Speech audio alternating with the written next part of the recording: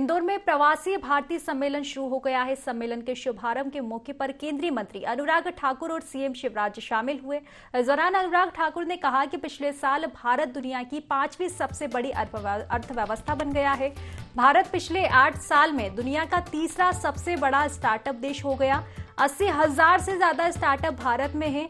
इस मौके पर सीएम शिवराज ने न्यूटन का नियम समझाते हुए कहा कि जैसे गुरुत्वाकर्षण की खोज हुई, न्यूटन ने नवाचार किया, वैसे ही भारतीय युवा नवाचार करते हैं।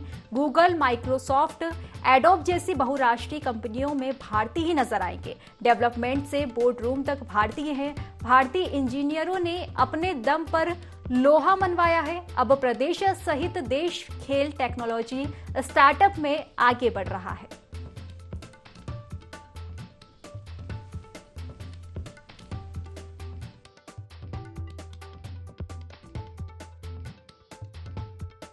शक्ति और आत्मनिर्भर शक्ति बनाना है। इसके लिए जरूरी है इनोवेशन और टेक्नोलॉजी।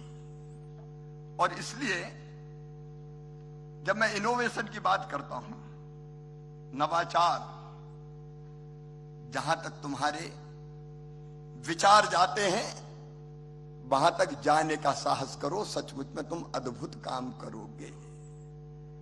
नवाचार क्या है? जो विचार दिमाग में आए उसको जमीन पर उतारनी तो नवाचार है। कहते न्यूटन एक पेड़ के नीचे बैठे थे, हवा चली, पेड़ हिला, फल टूटा, जमीन पे गिरा। अब ये साधारण घटना थी, लेकिन न्यूटन सोचने लगे, हवा चली, पेड़ हिला, फल टूटा तो जमीन पे क्यों गिरा? वो ऊपर क्यों नहीं गया? वो बीच में क्यों नहीं अटका? लेकिन न्यूटन सोचते रहे और अंत में उन्होंने खोज के निकाला कि पृथ्वी में गुरुत्वाकर्षण की शक्ति होती है और इसलिए अगर कोई वस्तु टूटती है तो वो नीचे गिरती है। ये नवाचार है और भारत के नौजवान नवाचार कर रहे हैं। और सचमुच में जब मैं नवाचार की बात करता हूं तो Google, Microsoft, Apple, adobe, IBM, master card जैसी बहुराष्ट्रीय कंपनियों के ऑफिस में अगर आप देखेंगे तो केवल भारतीय नजर आएंगे। अगर आगे बढ़ना है तो टेक्नोलॉजी भी जरूरी है।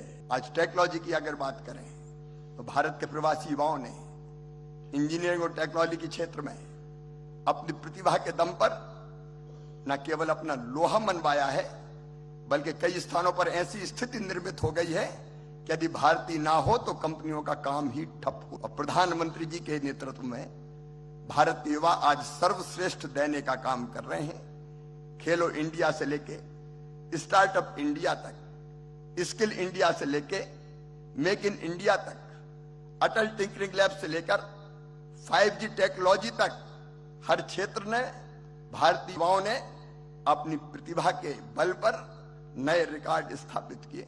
And this is very year Amrit Kal commenced.